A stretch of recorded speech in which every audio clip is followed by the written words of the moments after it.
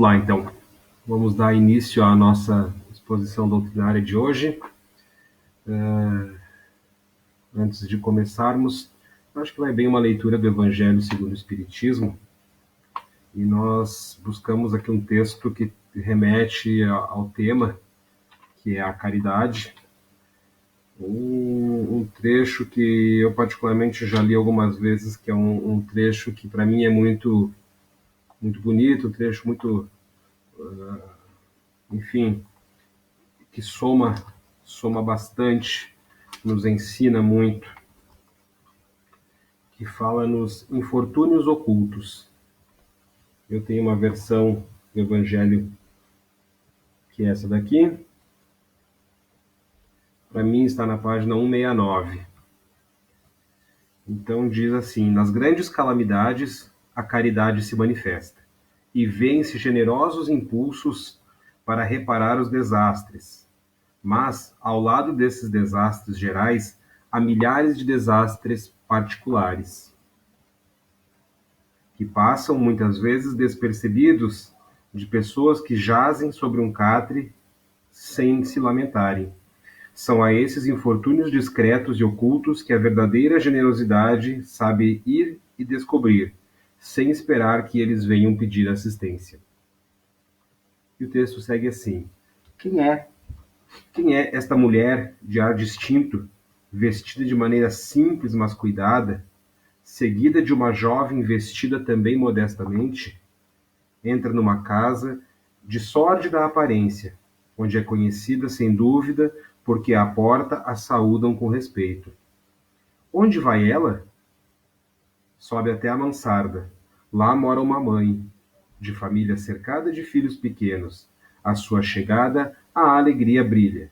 Nesses semblantes emagrecidos é que ela vem acalmar todas essas dores. Traz o necessário, temperado com doces e consoladoras palavras, que fazem aceitar o benefício sem corar, porque esses infortunados não são mendigos profissionais. O pai está no hospital e durante esse tempo a mãe não pode bastar as necessidades. Graças a ela, essas pobres crianças não suportarão nem o frio nem a fome. Irão à escola agasalhadas e o seio da mãe não secará para as criancinhas. Se há um doente entre eles, nenhum cuidado material a repugnará. De lá, ela se dirige ao hospital, para levar ao pai algum consolo e tranquilizá-lo sobre a sorte da família.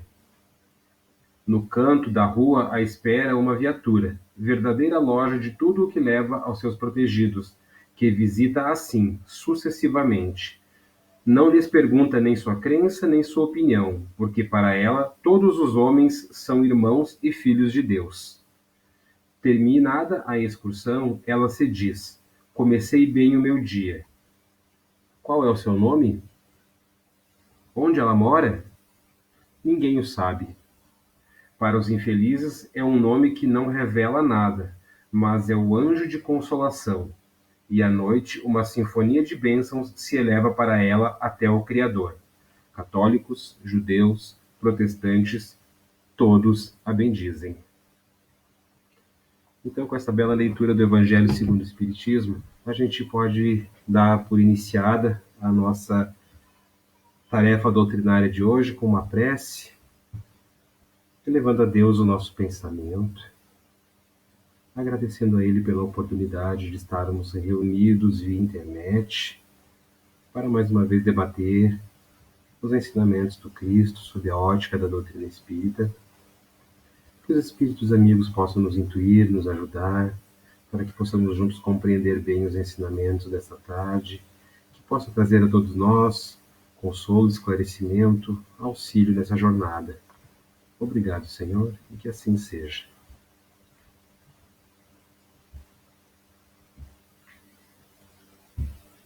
Vou fazer um pequeno ajuste só aqui.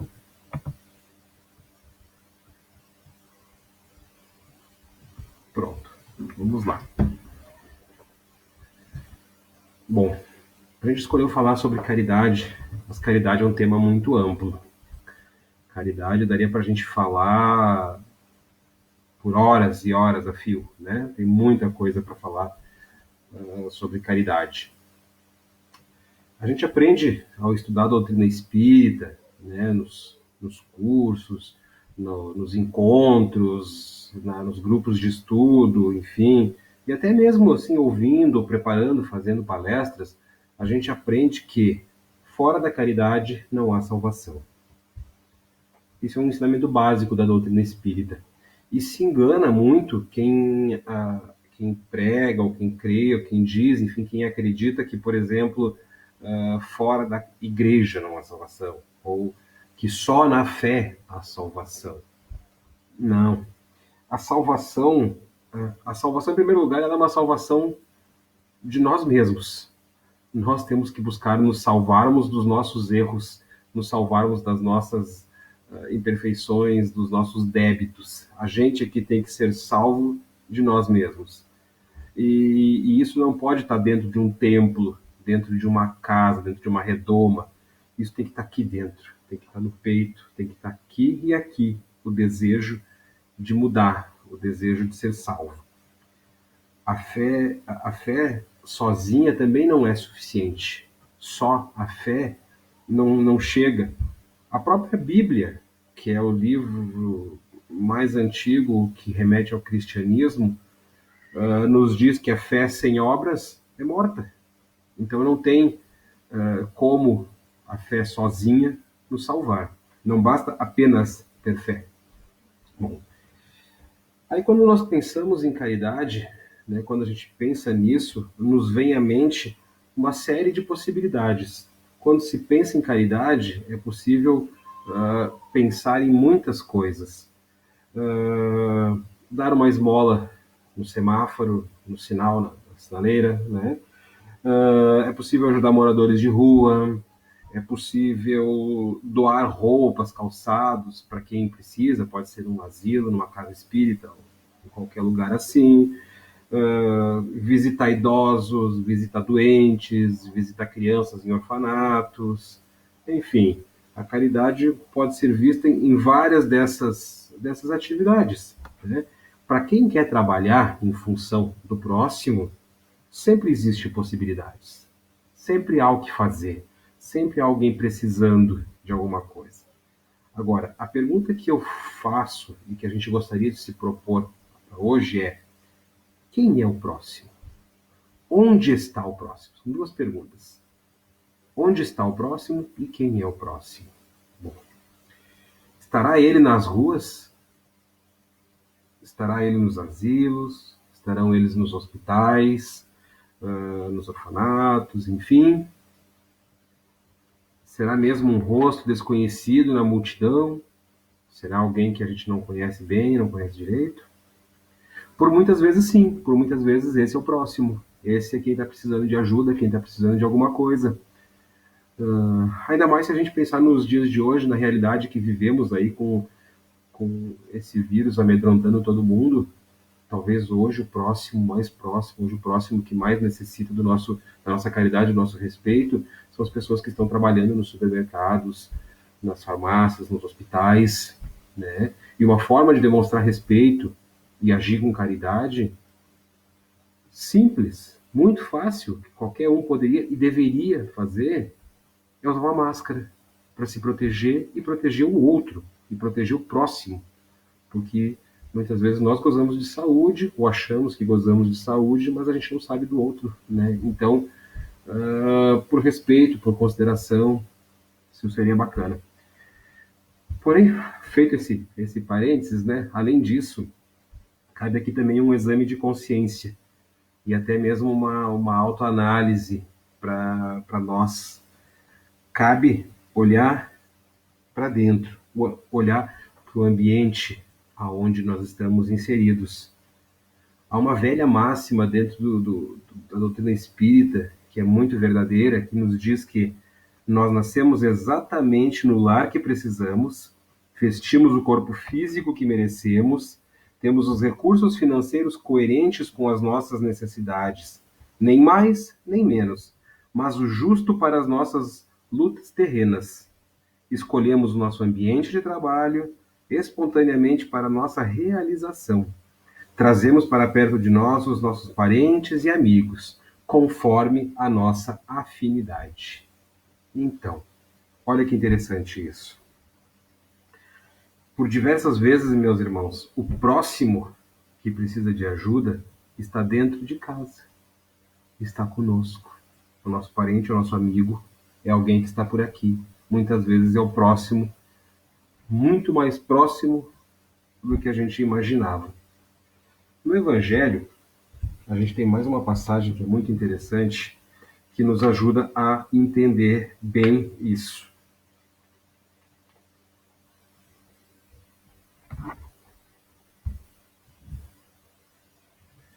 Ah, o Evangelho segundo o Espiritismo, lá no capítulo 4, o tema Laços de Família, diz o seguinte: a união e a afeição que existem entre os parentes são indício da simpatia anterior que os aproximou. Também disse, falando de uma pessoa cujo caráter, gostos e inclinações não têm nenhuma semelhança com os seus parentes, que ela não seria dessa família. Dizendo isso, se enuncia maior verdade do que se crê. Deus permite nas famílias essas encarnações de espíritos antipáticos ou estranhos com o duplo objetivo de servir de prova para alguns e de meio de adiantamento para outros. Os maus se melhoram pouco a pouco ao contato dos bons e pelos cuidados que deles recebem. Seu caráter se abranda, seus costumes se depuram e suas antipatias se apagam. É assim que se estabelece a fusão entre as diferentes categorias de espíritos, como ocorre na Terra, entre as raças e os povos. Ou seja, estamos aqui para nos ajudar uns aos outros, não é? Essa é a grande questão.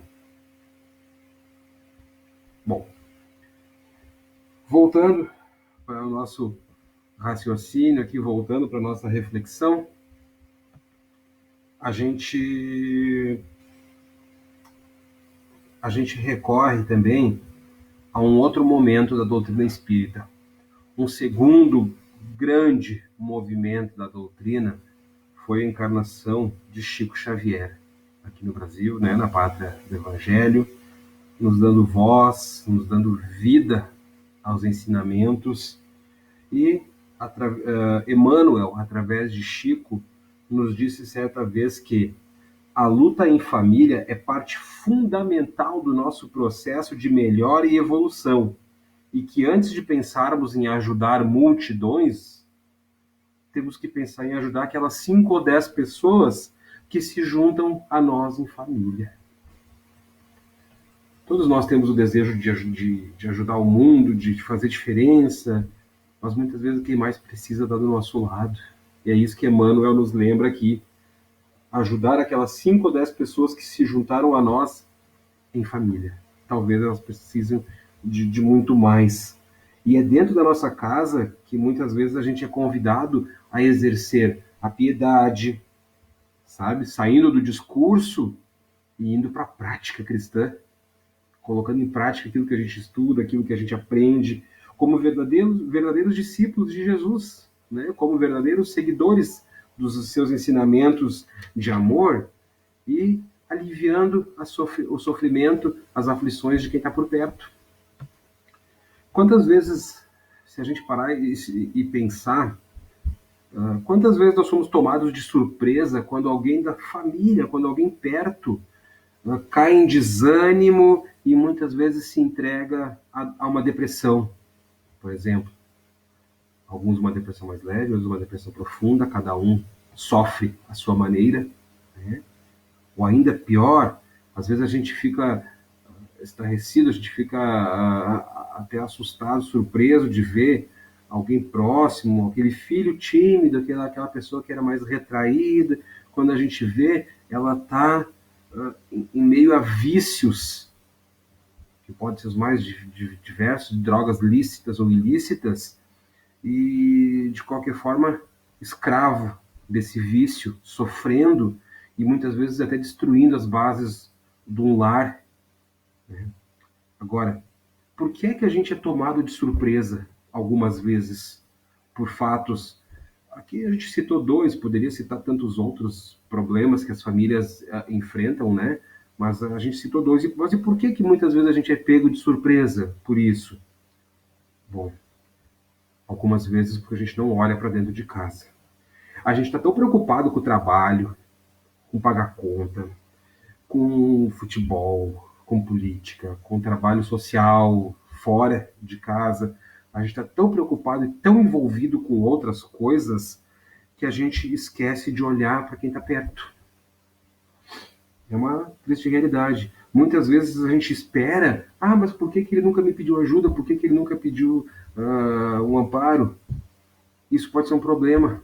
A gente ficar esperando que venham nos pedir ajuda, quando seria tão simples chegar e perguntar: meu filho, como é que foi teu dia?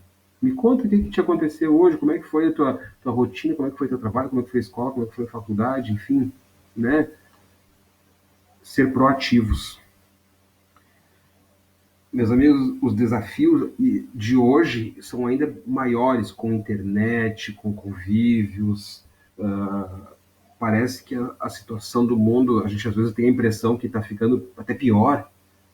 Isso talvez se explique porque a gente viu uma era de transformação no planeta Terra, né? Que o planeta Terra deixará de ser um mundo de expiação e provas e passará a ser um mundo de regeneração. Então, muita gente está encarnando agora para resgatar muita coisa ruim, muita coisa errada que fez ao longo de anos, de séculos, enfim.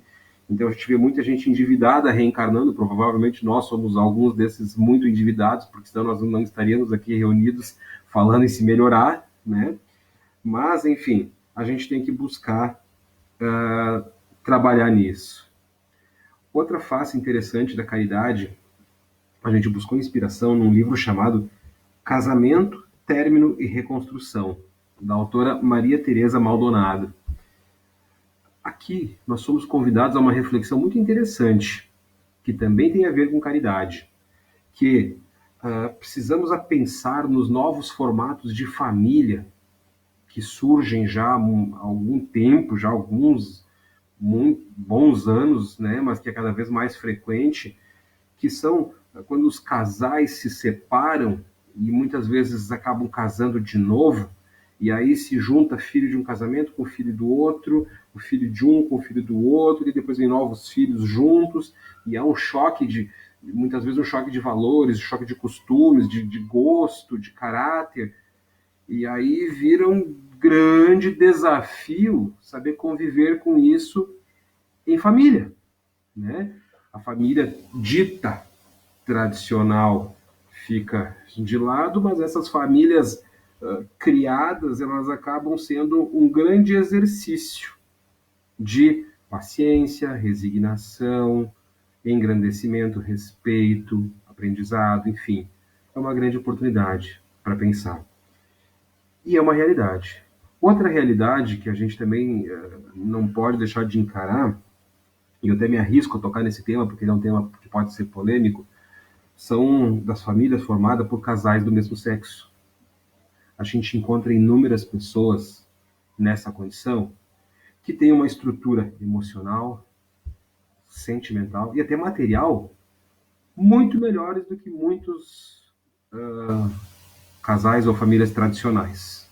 Sim, tem pessoas, eu particularmente conheço, e que a gente pode dizer que elas teriam condições, sim, de adotar e dar para uma criança, que nada mais é um espírito, assim como nós encarnados, uma condição de ter uma vida melhor, né, de ter uma nova chance, uma nova oportunidade. Se a gente for para a internet buscar exemplos, a gente encontraria casos aí de crianças com AIDS, de crianças com deficiências, que foram recusadas por N famílias, que foram adotadas por casais homossexuais e tiveram uma vida digna a partir de então, né? Provavelmente seriam crianças que teriam uma vida que fatalmente seria levada ao fracasso, né, na sua jornada, nas suas experiências, permanecessem abandonadas, tiveram uma grande chance de crescer, de evoluir, de aprender e ser melhor, né? Então, pensando por esse aspecto, parece que a missão dos pais é a mais difícil de todas, né? Não é fácil ser pai, ser mãe. Não, não é fácil. Eu acho que é uma das tarefas mais difíceis que a gente tem enquanto encarnados, porque a gente recebe um irmão na condição de filho que vem para cá para também se experimentar, E nós temos a missão de ensiná-lo a dar os primeiros passos numa nova encarnação. Nós temos a missão de ensiná-los a caminhar. Nós temos a missão de mostrar a eles o caminho correto, de dar a eles oportunidades, ensinamentos, enfim, né? Ensinar a eles qual é o caminho a ser trilhado. Isso também é uma prática de caridade, porque a gente está recebendo um espírito endividado, assim como nós também somos, né? Alguém que também tem dificuldades, assim como nós temos, e cabe a nós auxiliá-los. Então, isso resume muito bem a lei de amor de Jesus. A lei de amor de Jesus que pregou simplesmente que amássemos o próximo como a nós mesmos, que buscássemos nos tornar melhores a cada novo dia, amando e respeitando, sem julgamentos, sem, enfim, fazer com que se fosse qualquer sentimento ou qualquer atitude simplesmente recriminada. Não, a gente precisa agir com caridade. A caridade é um desafio diário, é um desafio constante. A gente precisa a todo momento estar olhando para isso. A caridade, ela se mostra em oportunidades em qualquer lugar que a gente for, em qualquer situação, qualquer circunstância que a gente tiver, a caridade se mostra como oportunidades. Então, meus amigos, esse é o convite, essa é o convite para reflexão e o convite que a gente deixa para hoje, né? Que possamos pensar nas várias faces da caridade, as várias maneiras de se praticar a caridade, que é ajudar o próximo, que é ajudar qualquer pessoa, seja da família, seja estranho, que fizéssemos para os outros aquilo que gostaríamos que fizessem para nós mesmos.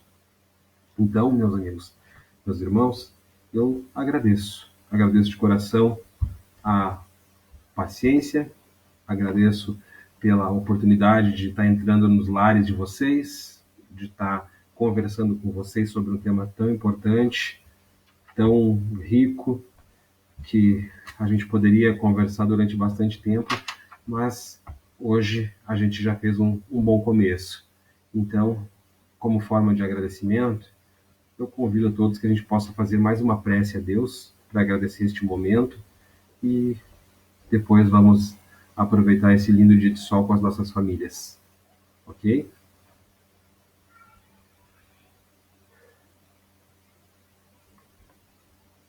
Então, com o coração sereno neste momento, com a mente elevada aos céus, buscando a imagem do Mestre Jesus,